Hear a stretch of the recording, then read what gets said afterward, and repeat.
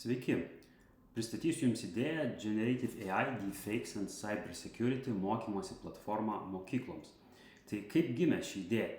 Tai man pačiam teko netekti nemažai pinigų ir ačiū Dievui, kad tuo metu turėjau prie įmonės prieigą tik tai peržiūros, tai būčiau netekęs ir visų apyvartinių lėšų, tai dėl to, kad tiesiog paspaudžiau vakare pavargęs neteisingą nuorodą. Ketvirtokui paskambino nepažįstamis numeris ir dar 3 klasiokam ir klausinėjo asmeninės informacijos. Išsiaiškinom, kad tai buvo pokštas, bet paskui buvo labai rimtas pokalbis, nes vaikas jautėsi stebimas ir nesaugus. Po šito įvykio mokykloje nusprendžiau padaryti tokią kaip pamoką ir atvykau pasidalinti patirtimi, leidau jam padirbti su dirbtinio intelekto įrankiais, sukurti paveiksliukus, pabendrausiu su ChatGPT ir parodžiau, kas yra deepfake'ai, kokie jie tikroviški ir kokia yra grėsmė netekus tapatybės. Ir kad vaikui gali paskambinti mama, pasakyti išeik į lauką, o tai bus visai ne mama. O visai neseniai žmona pildė Topo centro kažkokį pasiūlymą laimėti garso kolonėlę ir sako, kažkaip įtartinai daug čia duomenų prašo. Pasižiūrėjom, fake'inė paskyra Facebook'o ir identiškai atrodo, vos skiriasi logotipas ir šiek tiek mažiau followerių. Tai bet kas gali pasimauti. Tai trumpai apie mane. Tai esu Rocket Science Baltics skaitinio marketingo agentūros akcininkas ir reklamos komandos vadovas. Dirbu su daug žinomų įmonių, su tarptautiniu lygiu sertifikuotas marketingo vadovas, su kolega leidžiame podcastą lietuviškai apie skaitinį marketingą jautiem marketingistai. Įkūriau platformą mokymosi seokursai.com. Mano vertybės sąžiningumas, mokymas ir žmogiškumas. Ir aš jau senas, jau po metų Palanga nebepadės. Taigi internete turim visko labai daug ir gero ir blogo. Tai kur tada problema?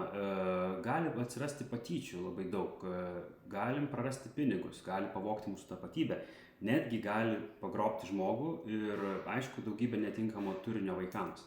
Taigi jeigu mes turėtume pinigų medį, tai visus tos dalykus išspręstume, nueitume pas psichologą, susitvarkytume sveikatą, nusipirktume geriausią programinę įrangą, kuri nuo visko mus apsaugotų, bet dėja taip nėra. Tai kokia būtų platformos nauda? Tai visų pirma, supažindintų mokytojus su Generative AI, mokiniai kurtų deepfake'us, ugdys kritinį mąstymą, mokytojai neatsiliks nuo tendencijų, mokiniai bus pasiruošę labiau ateities darbo rinkai, iš tikrųjų net ne ateities, o dabarties. Ir mokytojams nereikės ruošti medžiagos patiems šitą temą. Taigi, ką ta platforma jinai darys? Jinai bus pritaikyta vaikų amžiaus grupiai, kad būtų be kenksmingo turinio, tai tarkim pradėtume nuo 4-okų, tada būtų video mokymai ir gidas mokytojui ir mokiniui kaip naudotis. Mokiniai po vieną galėtų spręsti užduotis pirmame etape tik prižiūrimi mokytojo mokykloje, antrame etape namie galėtų toliau naudotis. Tai žinoma turėtų būti suderintas su institucijomis ir testai, užduotis, taškai ir gamification metodika, kad skatintų įsitraukti ir lengviau įsidėmėti. Kokie yra konkurentai ir grėsmės? Gali atsirasti, kad ir šio hakatono metu panaši platforma, konsultantai, kurie atvyksta į mokyklas ir sparti technologijų kaita, platformos migruoja ir keičiasi. Tai reiškia, kad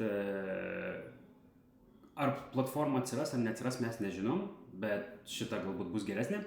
Tada konsultantų atvykimas į mokyklas susumavus jų valandas bus brangesnis negu įsigyti platformos licenzijas. Ir technologijos migruoja, todėl mes su laiku naudotume įrankius, kurie jau dabar prieinami, įsigytume juos, o vėliau tuo pačiu kurtume savo modelius, kad nebūtume priklausomi ir nereikėtų pirkti licenzijų. Tai koks planas veiksmų? Tai visų pirma suprasti, ar iš tikrųjų yra poreikis ir ar mokyklos ir švietimo ministerija palaimins, pasiruošti turinio planą, tai vis dėlto ko ir kaip mes mokysim, sukurti MVP, ištestuoti mokykloje, vienoje mokykloje su viena klase, prieš tai pasikalbėjus su tėvais, mokiniais, mokytojais ir tada patobulinti gavus grįžtamąjį ryšį ir pradėti prekiauti, adaptuoti kitoms rinkoms, pridėti įvairesnį turinį ir prijungti kitas kalbas, kitas amžiaus grupės ir uždirbti pinigus. Tai kas bus pirkėjai? Tai privačios mokyklos, švietimo ministerija ir mokytojai ir tėvai susimes licencijom kartais. Kokie techniniai sprendimai bus panaudoti? Tai OpenAI ir Gemini ir arba Gemini licenzija, Midjourney arba Adobe, kad galėtume tiek vaizdus, tiek video, tiek statinius generuoti. Svarbus labai elementas balso generavimo įrankio licenzija, tada Turing testo licenzija, kad galėtume mokyti jaunus žmonės atpažinti, ar jie kalba su robotu ar su žmogum. Ir, žinoma, mokymas rašyti promptus, suprasti, iš kur ateina duomenys ir kiek dirbtinis intelektas gali būti padėjėjas, mentorius, kiek jis yra ribotas ir kaip viskas priklauso nuo to, kaip jis apmokytas. Ir visa tai būtų interneto svetainė, patogiai naudoti su responsive designu, vėliau appsas. Kainodara. Vienas mėnuo mokytojui kainuotų, tarkim, 390 €, 1 metų licenzija mokyklai kainuotų 1200 €, bet galėtų jau prijungti daugiau klasių mokytojų ir visus mokinius. Lifetime licenzija būtų 5000 €, bet tai būtų labai trumpas pasiūlymas, kuris galiotų gal tik tai 3 mėnesius įėjimui į rinką, nes produkto vertė augs ir šita suma paskui bus per maža. Pardavimai. Pirmi metai 10 licenzijų, antri 100, treti 1000, ketvirti metai 10 000, penkti metai belenkiek. Komanda. Tai reikia dizainerio, tai tokį planuoju samdyti, programuotoją turiu, turinio kūrėją planuoju samdyti, projekto vadovas pradžiai būčiau aš, bet vėliau samdysiu. Ir su komanda galima kopti ir į Montblaną. Va, atsiprašau labai. Ir aš esu tas su Duck Lips su violetinė striukė.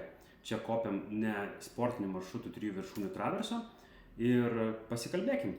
Ačiū Jums už laiką ir dėmesį.